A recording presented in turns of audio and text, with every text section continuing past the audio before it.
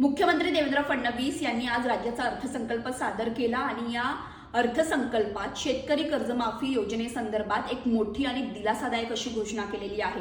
ती म्हणजे 30 सप्टेंबर 2025 पर्यंत पीक कर्ज थकीत असलेल्या शेतकऱ्यांना 2 लाख पर्यंतची कर्जमाफी केलेली आहे।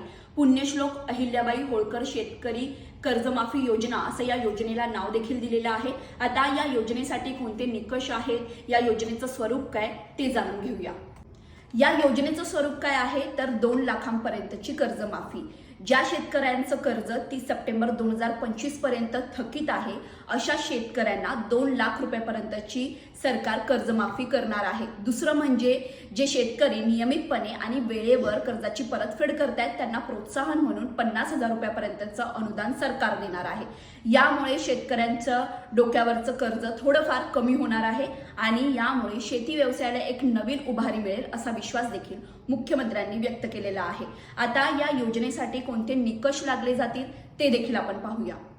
अर्थसंकल्पात कर्जमाफीची घोषणा झाली असली तरी त्यासाठी काही निकष असणार आहे, हे मुख्यमंत्र्यांनी स्पष्ट केलंय। हे निकष ठरवण्यासाठी एक समिती नेमण्यात येणार आहे। जोपर्यंत ही समिती निकष जाहीर करत नाही तोपर्यंत शेतकऱ्यांच्या मनात अनेक प्रश्न अनुत्तरित राहणार आहेत। यापूर्वी कर्जमाफी मिळालेल्या शेतकऱ्यांचा या योजनेत समावेश होणार का?